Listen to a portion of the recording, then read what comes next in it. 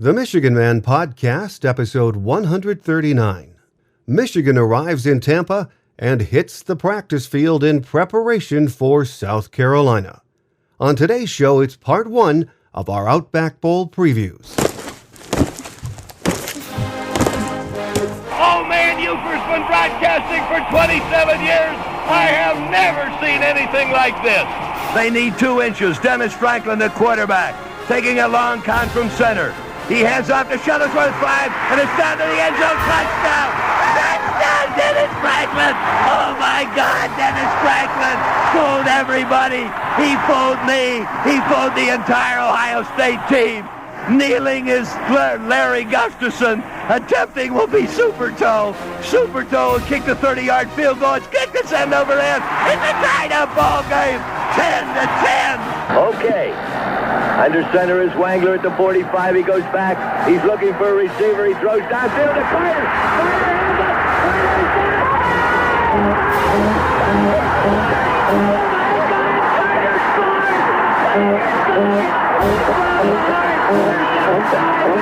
Look at those Wolverines.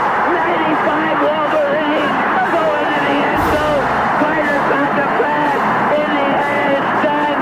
Buford is going out of his mind. I have never seen anything like this in all my 40 years of covering Michigan football.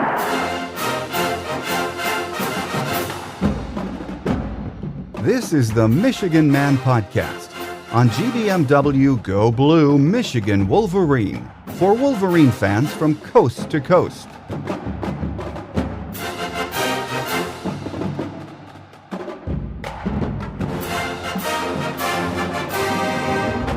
Merry Christmas and Go Blue. I'm your host, Mike Fitzpatrick. Well, Sunday, Michigan arrived in Tampa and settled into their Clearwater Beach Hotel, at least long enough to check in and drop off their suitcases. Then it was off to an afternoon on the practice field.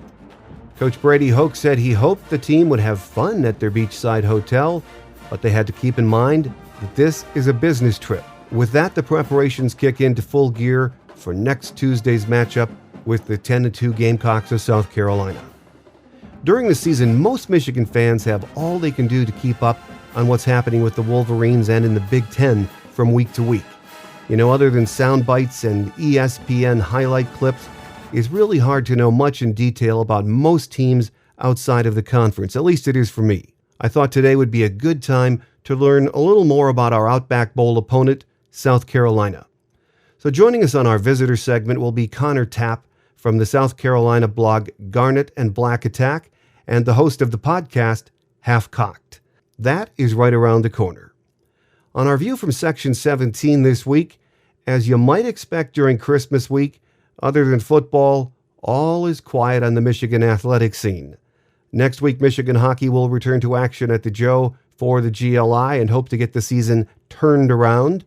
And shortly thereafter, the Big Ten men's and women's basketball schedule will get underway. So it's going to be an exciting winter for us to follow on several fronts. But for the next week, Michigan football will be front and center, as it should be this time of the year, as they prepare for their January 1st matchup with South Carolina. Coach Hoke addressed the media shortly after arriving in Florida yesterday and said the team is in good health and ready to go to work. Next week, we'll have our final preview of the game, and our scheduled guests are Scott Hood, who is the football beat writer for South Carolina from the website Gamecock Central. And if his schedule holds up, we will have the voice of Michigan football, Frank Beckman, joining us too. So don't miss next week's show, which we'll publish on Monday, which is New Year's Eve. Steve Spurrier has South Carolina fans enjoying their best stretch of football in school history. His program may not be considered elite yet by college football observers, but they are certainly knocking on the door. So let's join our guest today, Tapp, from the South Carolina blog Garnet and Black Attack, and the host of the podcast Half Cocked, and find out more about our Outback Bowl opponent. That's next here on the Michigan Man Podcast on GBMW Go Blue, Michigan Wolverine.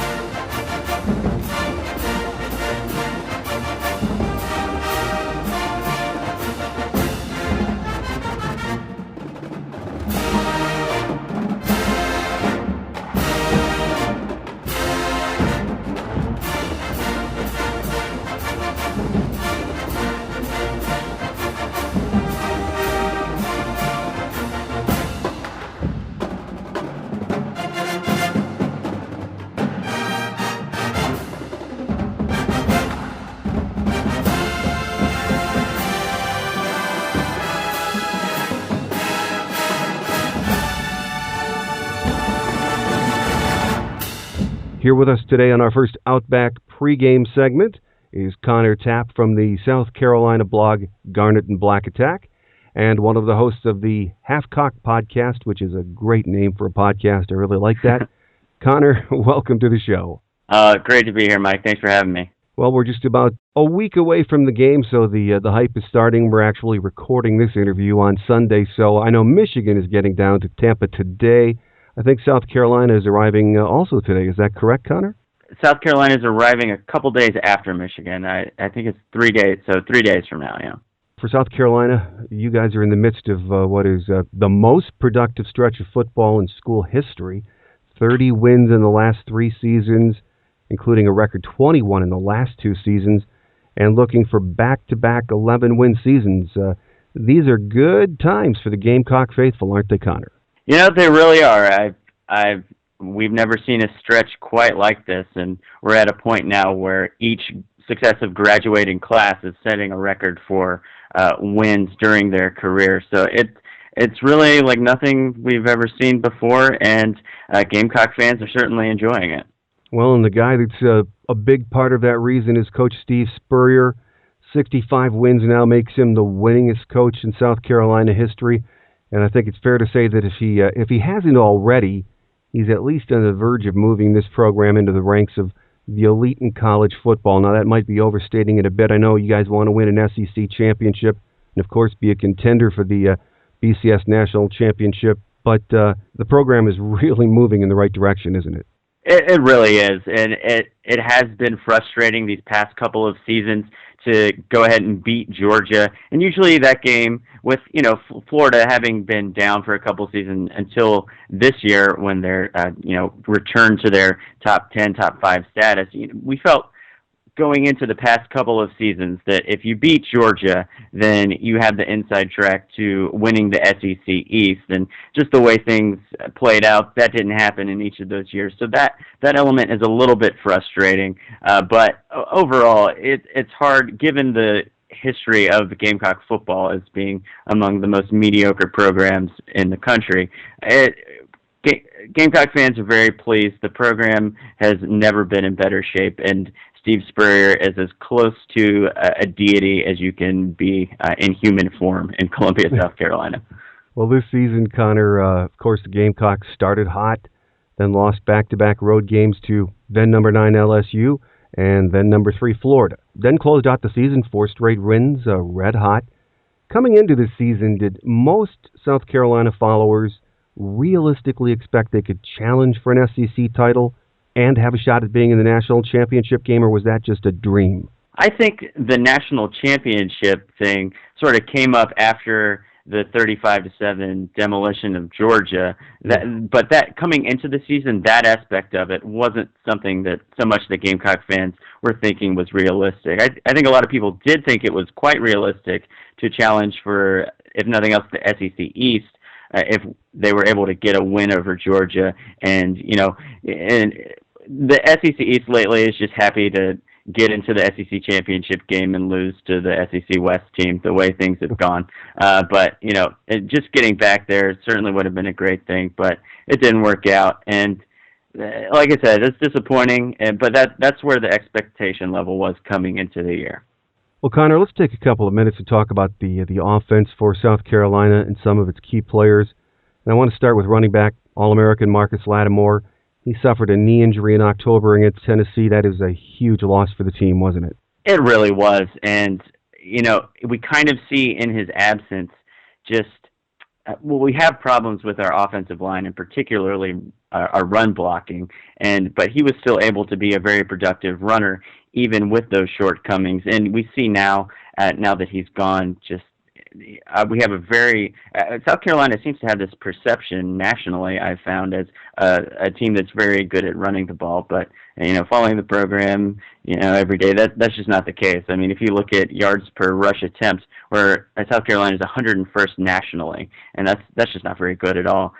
So losing Marcus Lattimore, what he can do on the field is clear, but I mean, as an emotional leader and as a leader in the locker room, he's just unparalleled. And despite he's really only played essentially 2 seasons worth of football, but it's and the impact that he's had on this program, just and the kind of character he has, and obviously the caliber of play that he brings to the field. It's just remarkable, and it kind of reminds you of maybe by going down in the way that he has the past 2 seasons with these knee ligament injuries, it kind of reminds you of a Jimi Hendrix or a Kurt Cobain, going down before the end of their time and almost somehow increasing their legend and their lore a little bit. But losing him hurts. But fortunately, South Carolina had a similar. You say fortunately, and it sounds weird, but it's fortunate that South Carolina was able to recover from a similar situation last season. And after he went down in the Mississippi State game, only losing the 1 game to Arkansas from there on out. So it's certainly devastating, but if Gamecock fans want to find something to be encouraged by, it's that it's been done before. Well, with Marcus Lattimore out, Kenny Miles, of course, picked up some slack. He's a senior, 99 carries, 358 yards. The kid I hear a lot about, though, is the freshman, Mike Davis. He had only 52 carries on the season, 275 yards, but it sounds like the coaching staff think he's going to be a big-time runner. Yeah, Mike Davis has been a very exciting player. Coming in, the expectation was that he was going to redshirt this season, but the Gamecocks have suffered. Sean Carson, who was Marcus Lattimore's backup going into last season, but he's been hit by the injury bug during his time in South Carolina. And then, of course, Marcus Lattimore going down, and then the staff electing to redshirt Brandon Wilds, who came in relief of Lattimore for part of last season, along with Kenny Miles. So, it's come down to Kenny Miles is going to get the start and will likely get the majority, or at least the plurality of the carries in the Outback Bowl. But, Mike Davis is a very exciting player, and he's somebody that the fan base is clamoring for to get more playing time. But we saw in the Clemson game, as is the case with a lot of freshman running backs, the pass blocking is one of the aspects of the game that is a little slower to come for these freshman running backs. And Dylan Thompson in there for Connor Shaw did get lit up a couple of times where Mike Davis just completely whiffed on a block. So you're going to have to be able to do both of those if you're going to be a running back at a high-level college football program. So a lot of excitement about Mike Davis, but I would really expect Kenny Miles to get the bulk of the carries and maybe see a little bit from Sean Carson as well. Okay, and at quarterback, we're going to see Connor Shaw. Connor was bunged up in the Vanderbilt game in the opener. Played 10 games this year, though. Good numbers. 136 for 202 passing. A very nice 67.3% completion percentage. He did have 7 picks, 15 TDs. Good-looking quarterback, isn't he, when he's healthy? When he's healthy. And the issue with Connor has been consistency. And in the past several games, it's been a matter of, is it because he's injured? He had the foot injury. He injured his foot during the Tennessee game, aggravated it during the Wofford game, sat out the Clemson game. And, when you take the running aspect out of his game, he's a much less dynamic player. And, even trying to run around against, just a FCS level program against Wofford, he was consistently getting run down by their defensive linemen. So, you imagine what that would look like against a program like Michigan, or if he had played against Clemson.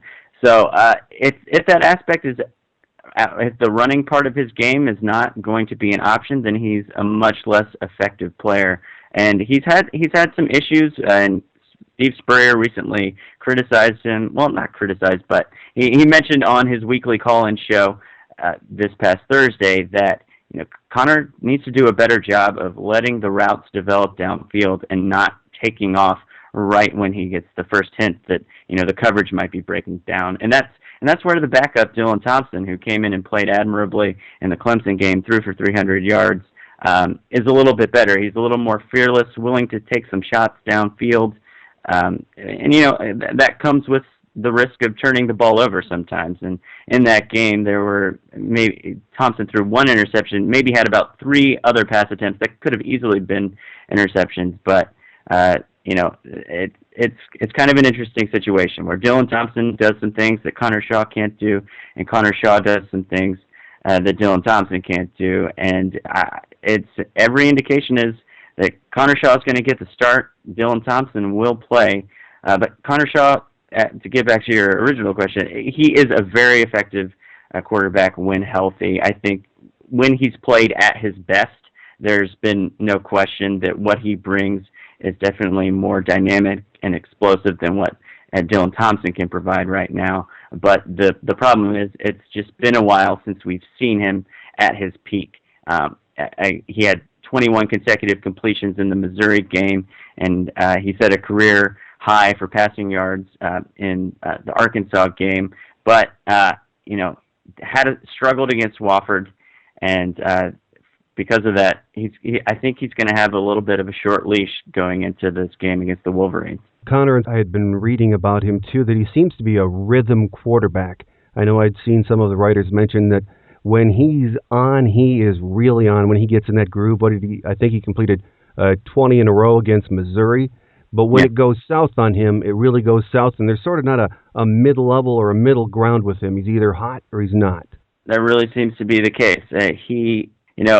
Coming into this season, at the end of last season, he was completing 75% of his passes in the final 4 games, including a win in the Capital One Bowl over Nebraska. And it seemed like the passing element of his game was really coming together, and he wasn't just a running quarterback. And that was the expectation coming into the 2012 season, was that he was going to consolidate those two skills that he's displayed and being able to throw the ball and pass the ball. And early on, I don't know. I mean, he's been injured all season, and we've seen flashes of him being very good, both throwing and passing, but it's just been an issue of health and consistency. So, yeah, he has had these streaks where he's been it's just been unbelievable to watch him play. You mentioned the Missouri game with the 20 consecutive passes that he completed, and he actually had an 80-yard touchdown run in that game that was called back because of a fairly questionable holding call. And, but then you look ahead to the Florida game and the LSU game where he completing 50% of his passes, throwing interceptions. He's really up and down, but when he is at his best, he is a very dynamic quarterback. There's no question. And his numbers are pretty good. So all in all, I mean, you just have to try to get him into the game early. And it looks like if he gets heated up, you got problems if you're Michigan or anyone else who's playing South Carolina. As far as the guys that he's throwing to, though, both wide receivers are his key wide receivers. Bruce Ellington, 38 receptions, 6 TDs. Ace Sanders had 36 grabs, 7 TDs. It seems like they both came on late in the season and gave something to the South Carolina offense that they maybe had been missing or not as proficient at earlier in the season, which was a downfield game. Sure, yeah. And while Steve Spurrier has been at South Carolina, he's typically had these tall 6'3" wide receivers, whether it's Sidney Rice or Alshon Jeffrey, that have sort of been the primary targets in his offense. But coming into this year, a bunch of 5'9" slot-type receivers and just, trying to make that work. And Bruce Ellington has really come on and become the primary target in the receiving game. And he's also the point guard of the basketball team, and they just played yesterday, and he's going to continue to play with the team right up until the bowl game. So we'll see if that turns out to be a mistake or, whatever. But, they definitely have stepped forward, and also to sort of make up for the lack of height in the receiving core, Steve Spurrier's gone to a lot of 2 tight end sets. So you'll see Justice Cunningham and Roy Anderson, and even true freshman Jarrell Adams in there. They've been huge parts of the game. Justice Cunningham is 3rd on the team and 4th on the team in receptions after Marcus Lattimore. So the tight end has been absolutely huge, and it's been a nice safety net for Connor Shaw and Dylan Thompson as this receiving core has come into its own a little bit as we've gone throughout the season. Our guest on our first Outback Bowl preview show is Connor Tapp from the South Carolina blog Garnet and Black Attack, and one of the hosts of the Half-Cocked podcast. Connor, let's talk about the defense, if we could, for just a couple of minutes. and there's just one name that comes to mind when I think about that South Carolina defense. I've heard it pronounced 100 different ways, but Jadeveon Clowney, is that right on or close?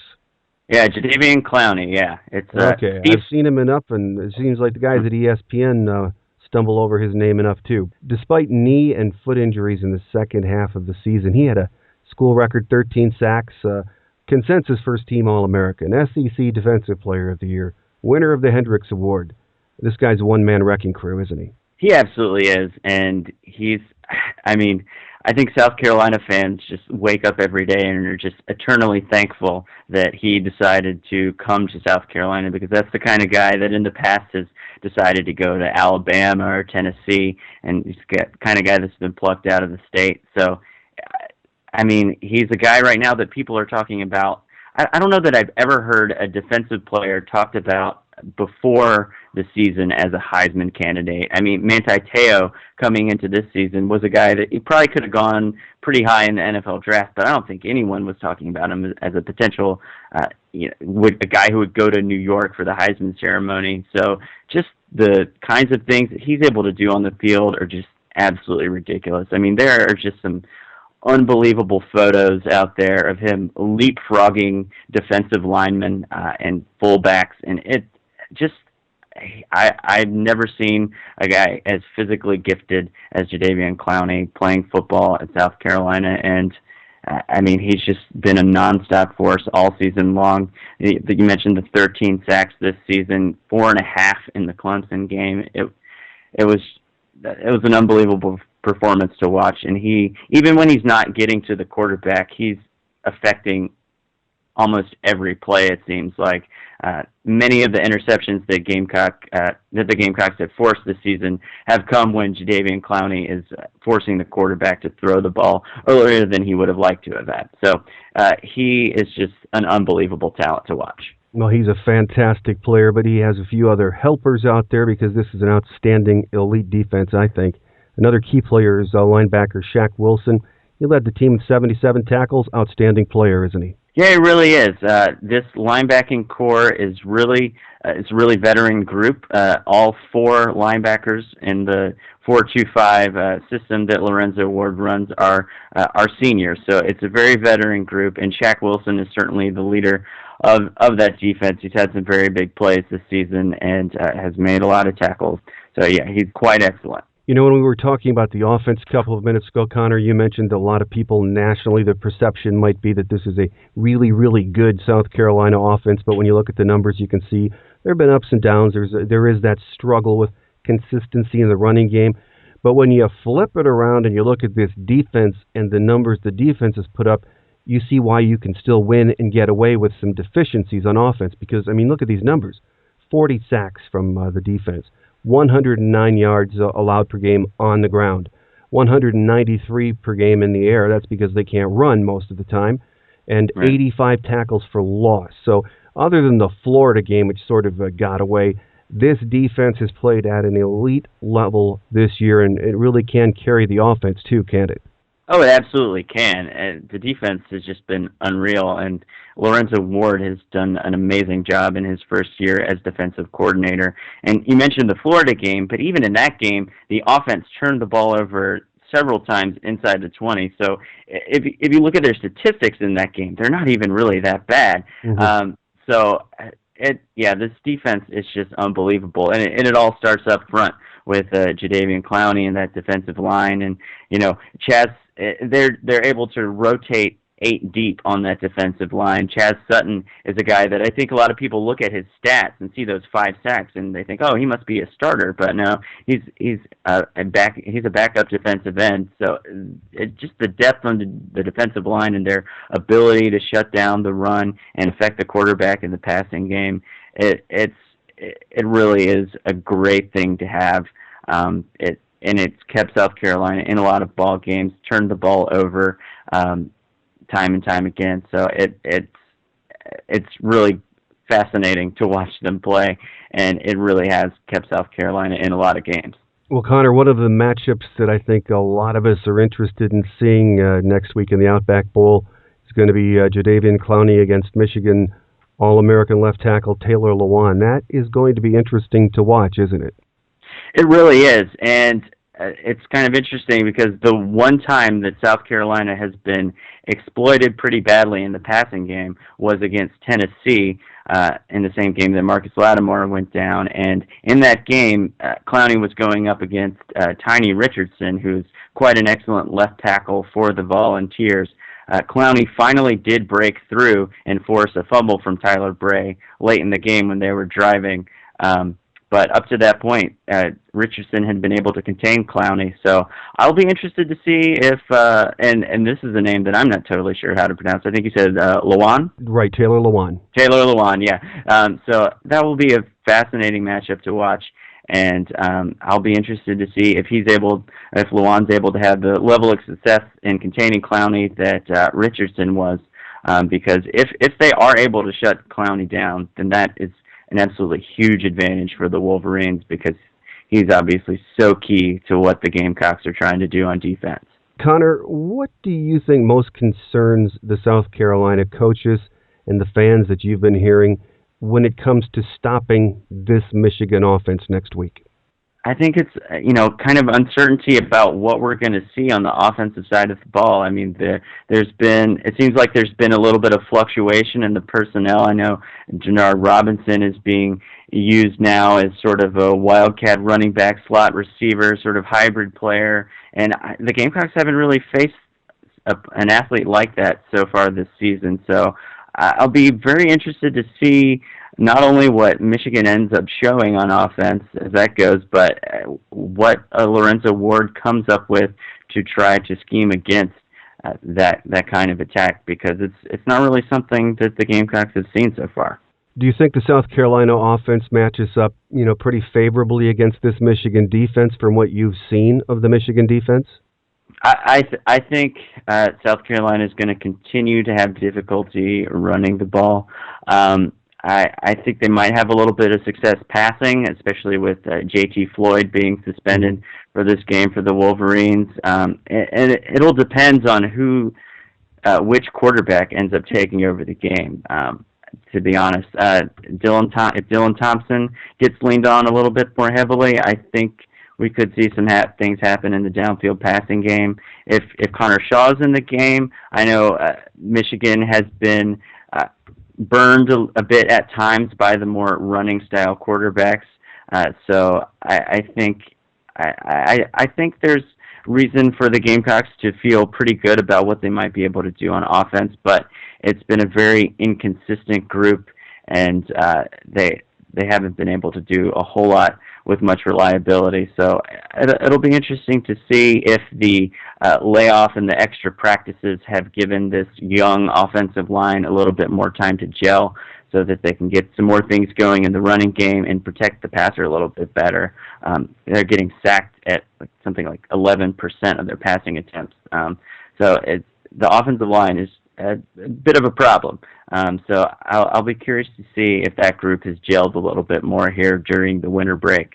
Well, we're a week away from the game, Connor, but right now I think the spread in Vegas is about 5.2, 5.5, something along those numbers, favoring South Carolina. Tell us who you think will win the Outback Bowl and why. I hadn't put that much forethought into it. I think South Carolina will. I think South Carolina is going to win this game. I don't think they'll cover that spread, though. I see this game coming down to something closer to a field goal. I haven't been able to see Michigan a whole lot this year. I know they've lost to some excellent teams. So even I think that they have 4 losses is maybe a little bit misleading. And Michigan's a very complete team. They don't seem to have a whole lot of glaring weaknesses. They seem to do everything rather well, whereas South Carolina, has a couple of things that it does extremely well, and a couple of other things where it's like they're right around the worst in the country at. So it'll be a very interesting game, but ultimately I think South Carolina is going to be able to control the line of scrimmage when the Michigan offense is on the field, and I think Clowney's gonna. I think he's gonna have another big game, and I just don't think Michigan's going to be able to end up scoring enough to beat South Carolina. Well, I think most of the national critics agree with you, so we will find out in a week. Our guest on the show today in our first Outback Bowl preview show has been Tapp from the South Carolina blog Garnet and Black Attack, and one of the hosts of the Half-Cocked podcast. Connor, it's been a pleasure talking to you. We hope you have a very Merry Christmas, and thanks for joining us. Likewise, Mike. Thanks for having me on. Coming up next, Wolverine Quick Hits, as we wrap it up for another week here on the Michigan Man podcast on GBMW Go Blue Michigan Wolverine.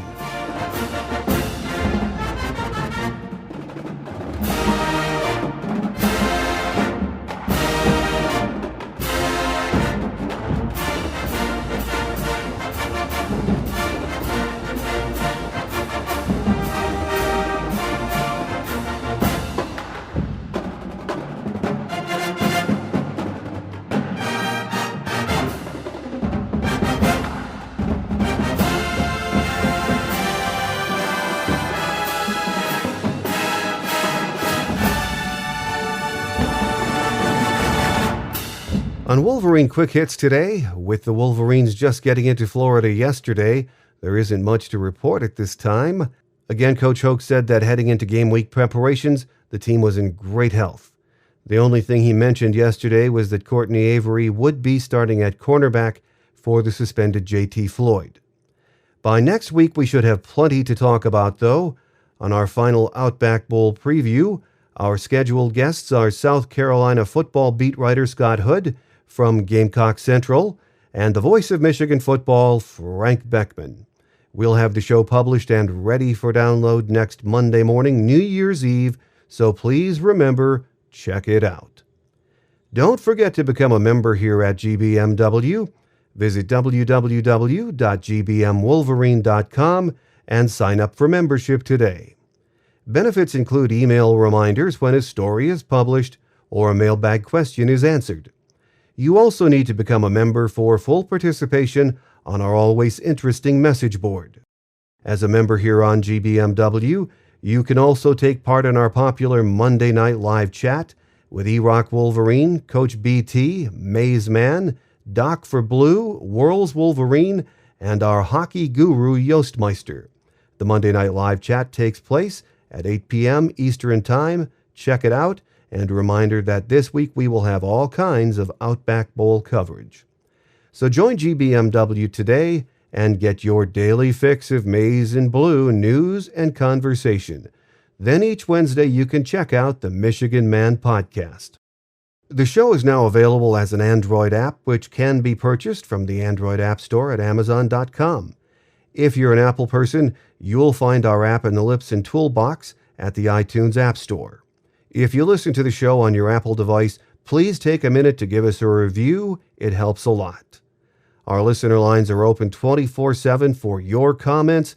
If you'd like to have your Maize and Blue opinion heard, give us a call at 313-263-4842. Then leave an audio with your thoughts on the upcoming bowl game, the football season, the past football season, the upcoming basketball season, hockey, recruiting, really anything Maize and Blue that's on your mind. If you'd rather send us an email, our address is themichiganmanpodcast@yahoo.com.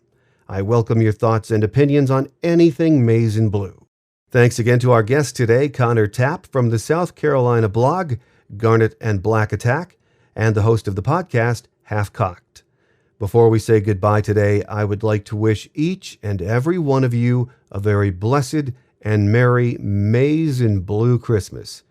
I hope that wherever you are, it will be a day spent surrounded by those who mean the most to you in this life. For those of you who are not so fortunate, such as our men and women who serve this great country in our armed forces, we wish you a very safe and blessed Christmas too. I know many of you listen to the show on the Armed Forces Internet service and enjoy hearing any news about your Wolverines. Godspeed in returning home. So until next Monday, when we bring you our next Outback Bowl preview show, I'm your host, Mike Fitzpatrick. Take care, go blue, and again, a very Merry Christmas from all of us here at the Michigan Man Podcast. Thanks for listening to the Michigan Man podcast on GBMW Go Blue Michigan Wolverine. You can find us on the web at www.gbmwolverine.com. That's www.gbmwolverine.com. For audio posts or other fan feedback, please call our listener line at 313-263-4842. That's 313-263-4842. Email fan feedback to the Michigan Man Podcast at yahoo.com. That's the Michigan Man Podcast at yahoo.com. The Michigan Man Podcast on GBMW Go Blue Michigan Wolverine is produced at the studios of Robin Lynn Productions, Allen Park, Michigan. The Michigan Man Podcast is not affiliated with the University of Michigan. Go Blue!